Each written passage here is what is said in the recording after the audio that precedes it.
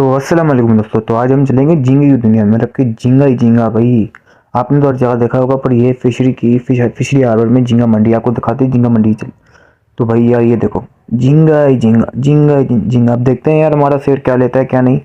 तो यार ये देख सकते हो, हमारे सेठ ने फिलहाल फिलहाल यही मान लिया। आज आज के लिए इतना ही काफी। सेठ ने बोला बस हो, आपका भाई क्या प्यारा लग रहा है यार। तो इसी बात के ऊपर लाइक और सब्सक्राइब कर दीजिएगा। तो यार गाड़ी आ चुकी थी वाड़े में लोग जो हैं काम करने वाले, वो कल्टी वगैरह उसने करा। उसके बाद हम वाड़े में इसको अच्छे तरीके से आइसिंग वगैरह करेंगे। आइसिंग करने के बाद बाकी आगे का प्रोसेस इंशाल्लाह नेक्स्ट। अगर आपको हमारा जो मिनी व्लॉग अच्छा लगा हो तो हमें लाइक करें, सब्सक्राइब करें और हमें कमेंट में बताएं कि आप कितने रेटिंग देंगे हमारे मिनी व्लॉग।